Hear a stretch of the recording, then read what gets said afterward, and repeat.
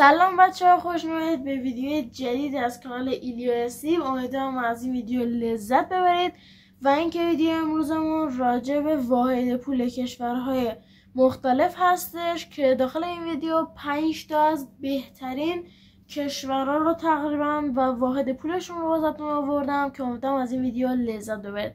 قبل از اینکه بریم ویدیو رو ببینیم حتما چنل رو سابسکرایب بکنید و این ویدیو رو هم لایک بکنید تا از من حمایت بشه.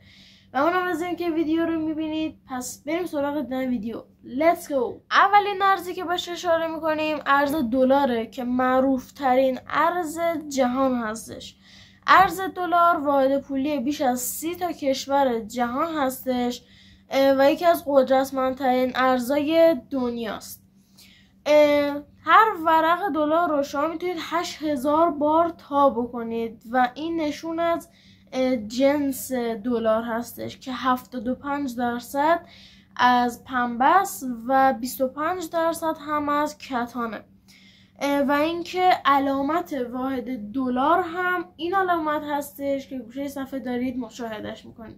بریم واسه دومین ارز معتبر جهان. دومین ارز که یکی از معروف‌ترین ارزهای جهان هستش ارز پوند هستش که روی این ارز عکس ملکه الیزابت رو کشیدن و اینکه یکی از سرسخت‌ترین و بهترین ارز و قدیمی تریناشونه که هنوز هم در دنیا داره استفاده میشه و معتبره و قابلیت زیادی داره دیگه. کلا تو کشورهای متعددی ازش استفاده میشه.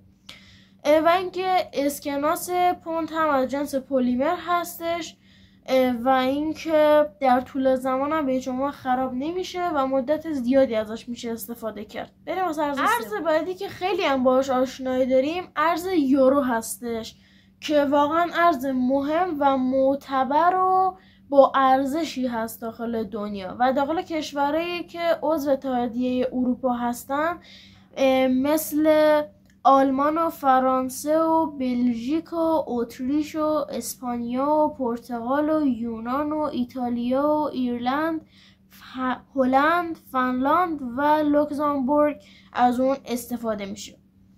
کمترین مبلغ یورو اسکناس 5 یورویی هسته که بقیه مبالغ مثلا 1 یورویی و نیم سنتی و این حرفا روی سکه هستش که به صورت سکه جابجا میشه.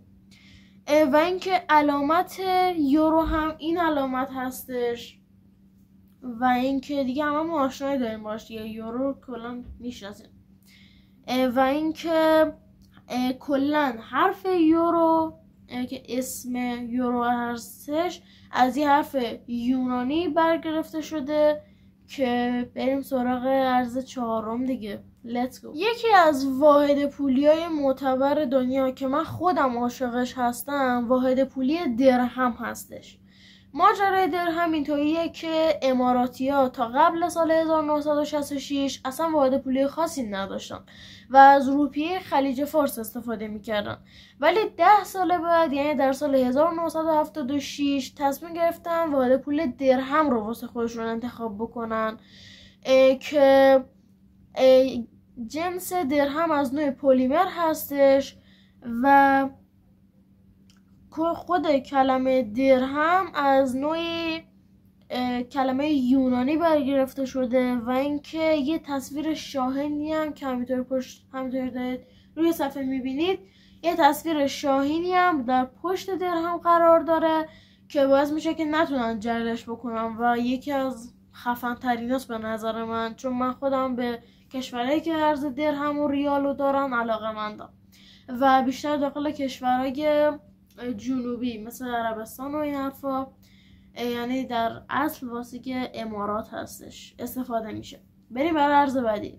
ارز آخری که داخل این ویدیو میخوام بهش اشاره بکنم و اینکه بقیه ارزا رو داخل پارت 2 این ویدیو واسهتون میذارم که پارت 2 دقیقا بعد همین ویدیو آپلود میشه و اگه ندیدید حتما برید اونم بعد از این ویدیو ببینید. ارز آخری که بهتون معرفی میکنم ارز ریال هستش که بیشتر داخل کشورهای متنوعی استفاده میشه ولی بیشتر مربوط به عربستان هستش. نخستین سکه‌ای که از ریال منتشر شد داخل سال 1935 بود که کلا مربوط به ارز ریال بود و در سال 1935 منتشر شد. ریال واحد پول کشورهای متنوعی از جمله ایران خودمون که داخلش داریم زندگی میکنیم، عمان، قطر، یمن و کامبوج هستش که امیدوارم از این ویدیو لذت برده باشید و اینکه یه سری واحد پولی‌های خفن‌تر دیگه‌ای هم از جمله کشورهای اروپایی که داخل قسمت بعدی بهش اشاره میکنیم و یکی از بهترینا و قشنگتریناشون هم داخل قسمت بعدی هستش. و اگر خوشتون اومد از این ویدیو حتما چنل رو سابسکرایب بکنید و ویدیو رو لایک بکنید تا از من حمایت بشه. ممنون از اینکه این ویدیو رو دیدید و تا آخرش همراه من بودید. فعلا تا ویدیو بعدی، پیس اوت.